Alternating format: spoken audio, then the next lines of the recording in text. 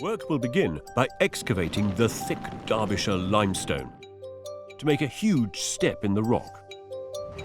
This may be an environmental home, but there are no hay bales or mud walls here.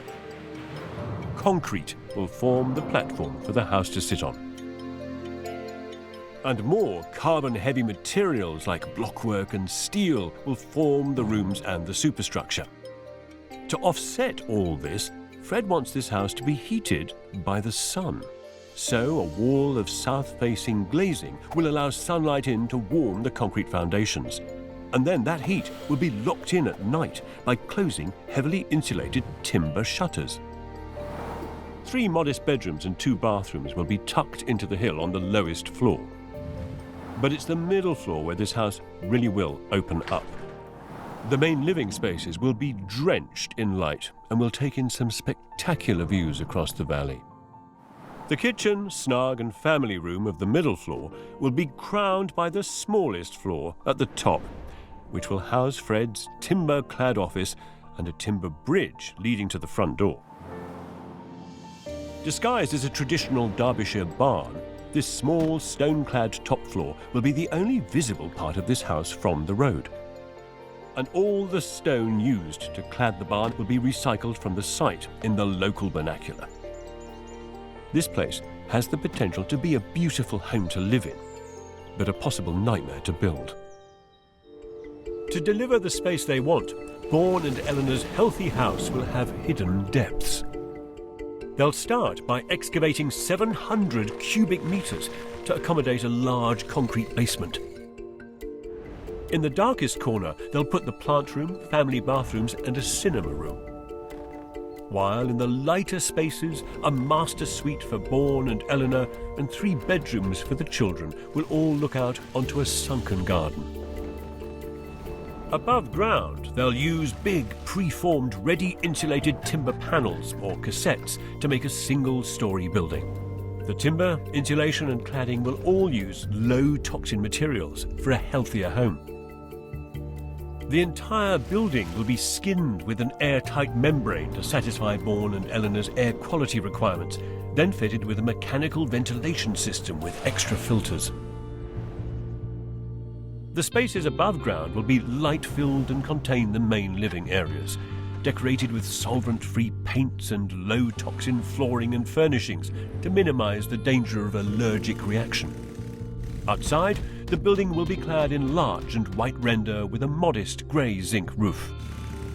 Vaughan and Eleanor hope this place will be a haven for their children, but there are very few precedents for hypoallergenic buildings. No one knows if it'll work.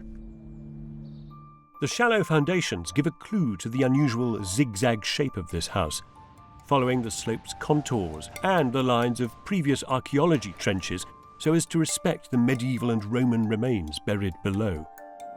Meanwhile, the planners wanted to see a single-story building here, so as to preserve the sightlines to and from the abbey, and construction would be in light, highly insulated timber cassettes to reduce the weight of the building on the archaeology below.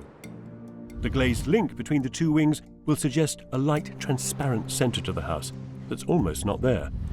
Cladding will be narrow, cinder-coloured bricks with decorative coursing, echoing a 2,000-year-old Roman wall building style appropriate for this city. The brickwork flourishes will be triangular pierced screens, almost redolent of ruined walls. The roof will be flat and punctured by 3 large roof lights and a series of light tubes to brightly illuminate the rooms. And it'll be covered in sedum, another planning condition.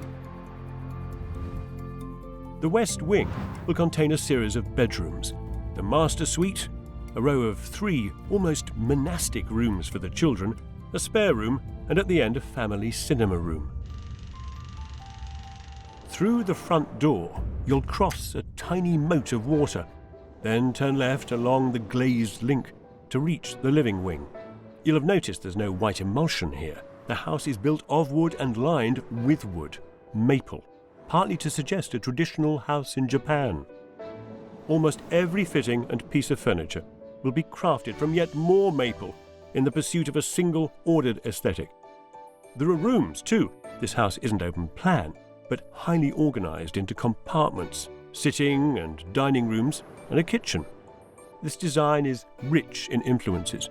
It's part Japanese transparency and lightness, part medieval cloister, and part Roman villa in layout. And nowhere are you far from a relationship with the natural organic world, which of course for Chris means there has to be a putting green in his garden. The centrepiece will be a vast single 220 square metre open plan living space made from 40 chunky Spire-like steel beams. The Spire-inspired glass walls will also be big, 4 metres tall, though they'll be separated by areas of cladding to save some money. The impression ought to be of a structure floating out over the valley. Adjoining, there'll be a more pragmatic bedroom wing set back into the hillside, also made from steel but altogether more modest and hidden behind timber cladding. The house will be accessed via a walkway leading down from the hillside above. Immediately inside, your eye will be led by an overhead strip of glass 13 metres long towards the heart of the home, an enormous open-plan kitchen, dining and living room space that'll enjoy some commanding views of the valley below. Also here there's a playroom cum TV room, an office, utility room, shower room, and some all-important storage for surfboards and wetsuits. The bedroom wing starts with a 20-metre-long hallway, off which will be an ensuite guest room, bedrooms for each of the 3 children, and for Harry and Bryony their own master suite at the end. What makes this house different from the Spire original is its scale, bigger by a third. It's Spire on steroids. So to pull off something like this, you'd expect a budget in excess of £1 million, wouldn't you? Permission's been granted to erect a new 290 square metre structure, no higher than the bungalow it replaces. It'll be made entirely out of concrete, and everything about this project screams experimentation. It's a single-storey dwelling, yet its foundations are on 7 different levels. To construct the walls and roof, enormous formwork panels will be built on site, into which liquid concrete will be poured. Not the conventional stuff, but cutting-edge structural and insulated mixes. Once it's all set, the panels will be removed to reveal the bare concrete structure beneath. And that's how it'll remain, because there'll be no plaster or paint. Several deeply recessed windows will allow some shafts of all-important natural light to enter the otherwise gloomy structure. On the inside, a hallway will lead to the main living block, which incorporates a kitchen and a sunken dining area. With, next to it, an even lower living room cum playroom, right next to the garage. Raised above the communal areas, there'll be bedrooms for each of the 3 children, a family bathroom, and a master bedroom block for Adrian and Megan. Even the new swimming pool in the garden will be cast from concrete. When it was built in the 1760s, this faux castle had 3 simple timber floors.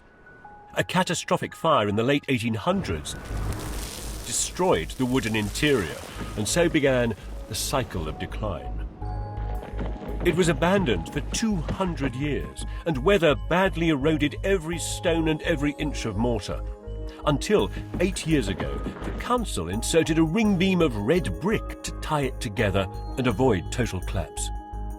Jimmy and Mimi's project will start with trenches for utilities before they can begin work on the crumbling stone walls.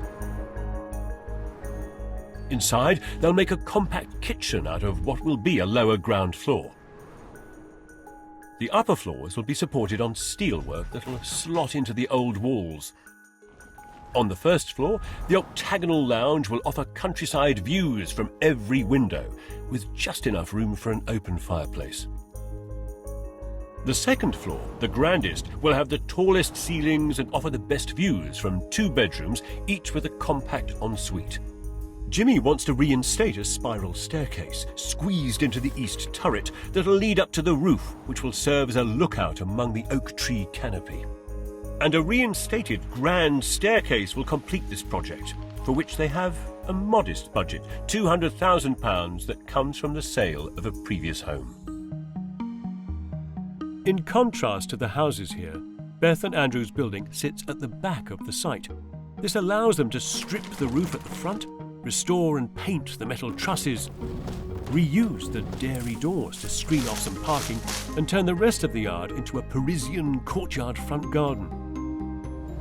The American barn gambrel roof is useful. It doesn't use trusses, just front-to-back purlins which they want to expose and repair. The roof is tall. It's 4 meters high. But they're not extending the floor space up here and are trying to squeeze 2 bedrooms and 2 bathrooms into the original footprint. The ground floor will be extended out into the yard, allowing a semi-open-plan kitchen and living room to fully engage with the garden through a wall of glazing.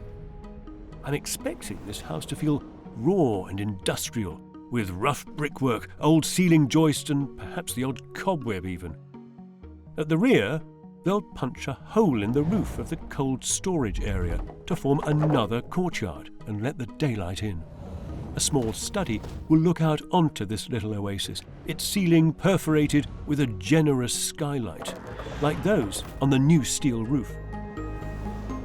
Beth and Andrew reckon this study in French picturesque decay will take just 12 months to complete. The race has already begun to finish the lower story of concrete blockwork. 4 ground floor bedrooms and 2 bathrooms will be neatly squeezed onto this narrow site, connected by a long corridor. The blockwork walls will be clad in stone reclaimed from the demolished sheds.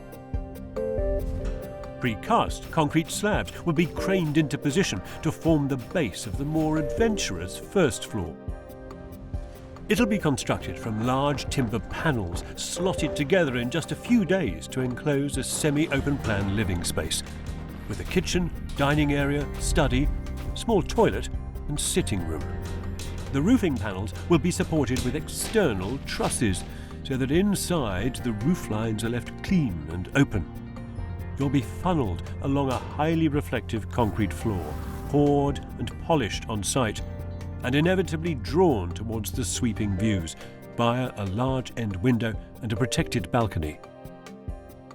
The first floor will be clad in larch, and cement corrugated panels will skin the roof, making this house undeniably shed-like.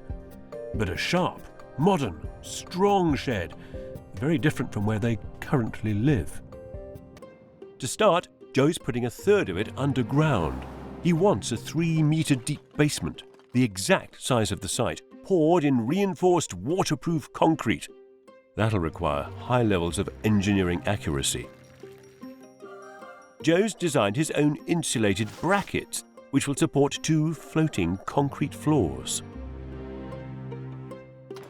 The top 2/3 of the building will be made from structural insulated timber panels, made off-site and then precisely assembled in East London. The structure will then get even more insulation on the outside, before a covering of cedar cladding. Inside this highly engineered and insulated building is a very smart layout. Basement storage, a workshop, 2 bedrooms, 2 bathrooms, a study and a snug, which leads up to the full-length kitchen living room, are squeezed onto 3 floors and 3 half floors.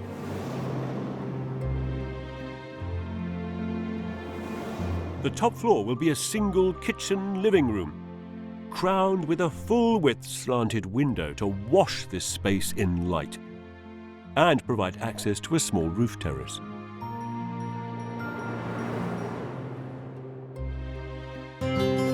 Kelly and Massaco's new 2-story eco-home will rise up out of the fens on stilts to reduce the risk of flooding.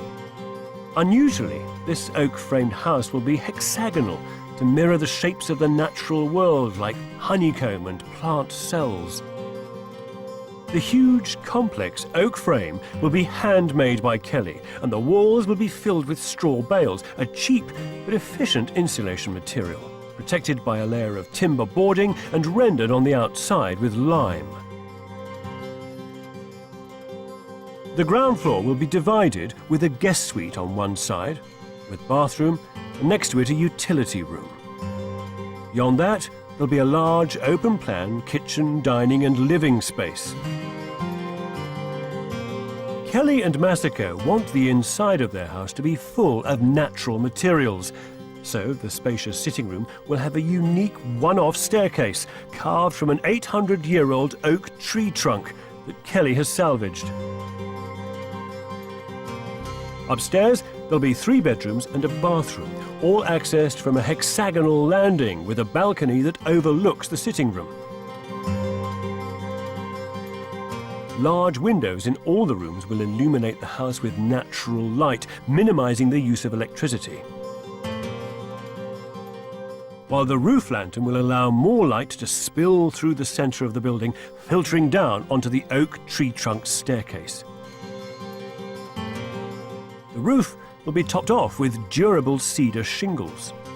Despite its complexity, this 6-sided building has been designed to be built by one man and a tractor, making it surprisingly affordable.